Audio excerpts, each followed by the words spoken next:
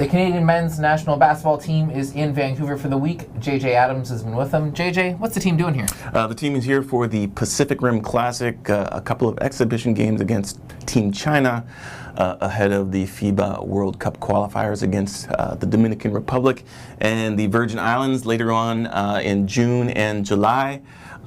These games serve as a warm-up, so head coach Jay Triano can get an idea of what kind of roster he's going to take into those games that are pivotal actually for the Canadian program, because they have an opportunity here to make some inroads into qualifying for the actual World Cup and for the Olympics after that. So it's something that we haven't seen since 2015, where they had a shot at making it to the Olympics and fell 1 point short against Venezuela in the FIBA Americas.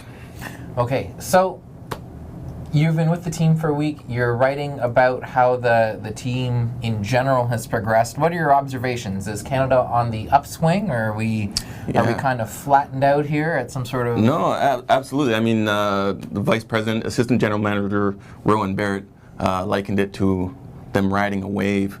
There has been a flood of talent over the past 5 years that has come through the Canadian program into the professional ranks, into the NBA, into Europe. We're seeing a lot of talent being developed at a younger age and then brought along slowly and purposefully, very deliberate approach to developing this talent. Jamal Murray of the Denver Nuggets, perfect example of that. They brought him along slowly, and here he is. He was the third leading scorer on the Nuggets in his rookie season. He'll be playing for Team Canada on Friday in Vancouver and Sunday in Victoria. But as a whole, the Canadian team's program has done an amazing job at starting at the grassroots level, 8 years ago, and developing it to now. And it's been borne out in terms of players like Jamal Murray. You look at the top picks in the NBA draft. We've had two number one overall picks in 2013, 2014.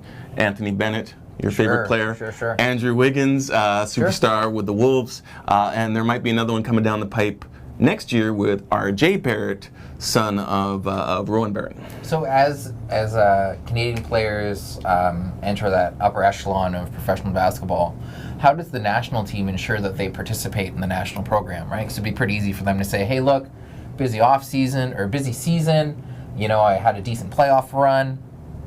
I'm going to call it. Absolutely. I mean, that has been, historically, that was a problem with the Canadian team program. The NBA players didn't want to play for Canada. And, it was viewed as, either just a recreational activity, or they had some kind of beef with the program. I've heard talk of, players who were in Toronto being passed over, where they could have a group of players from Toronto who could beat the national team. I think it was Tristan Thompson, current player for Team Canada, who said that also with the Cavaliers. And so there are some issues like scheduling. There's only a few windows where there's international play, and sometimes those conflict with the pro teams. There's also the fact that some players might be pending free agents, don't want to risk getting hurt, or they're trying to take the summer off to sort of limit their workload. Steve Nash was a great example of that. Him playing in the summer for Team Canada, he sacrificed a lot of his professional career, with that added wear and tear. And then there's the conflicts between philosophies, coaches, players. Andrew Wiggins, who we talked about, will not be playing for Team Canada. Neither will Nick Stauskas of the Brooklyn Nets. I've heard some stories about them being unhappy with being benched. It was that 2015 game against Venezuela.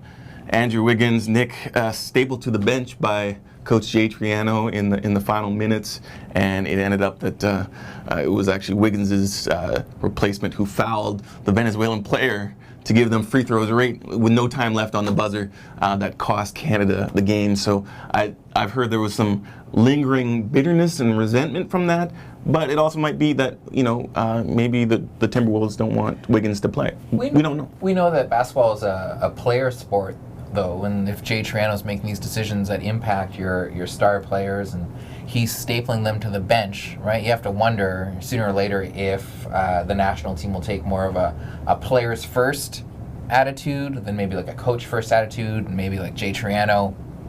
I understand he's a fine Canadian coach. Maybe it's his time to move on. I actually don't think so. I think back when they first started this process where they've built to where they are now, Jay actually came on board. It was Steve Nash when he was named general manager. He was a big part of that change of culture. He was the one who brought in the name recognition that allowed corporate sponsorships to come in.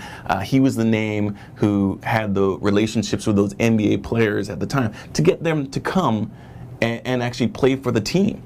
And what they did at the time was establish some kind of identity and experience and give something for the younger players to look out to. That was all Steve Nash. And Jay Triano was a big part of that. Now, part of the culture that they have built is the buying into what they're trying to do, buying into their identity. And if there are players that don't want to buy in, then they probably won't be part of the national team program. It's as simple as that. Even if you're an Andrew Wiggins, even if you're an NBA star. We've got NBA players here right now who are committed to the team, who are dedicated to the team, who take their time in their offseason to play for Canada, to represent their country, which is an honor, but it's not something that they have to do. Okay, so who do you want to see on Friday? I'm actually kind of excited to watch Kelly Olynyk play in person because I remember watching him play in the provincials way back when he played for South Kamloops with a couple of friends, and we were watching the game, and they were hyped. They thought he was the greatest thing ever, and I was like, I don't know. I'm not sure if he's gonna have too much success down there in Gonzaga. Yeah. He's big and he can shoot, but he's a little slow. He's a matador on defense. Yeah, matador on defense, and now he just had a career year with Miami. Up across the board. He went for 30 points against your team, the Boston Celtics. Yeah. The fans love him in Miami. His teammates love him. D. Wade, when he got traded back to Miami, was like, this Olynyk guy. I didn't know how good he was. So I'd actually like to see Kelly in person after all those years back at the Pacific Coliseum and seeing him play on the big stage in Rogers Arena on Friday. Okay. For more JJ Adams, be sure to go to theprovince.com.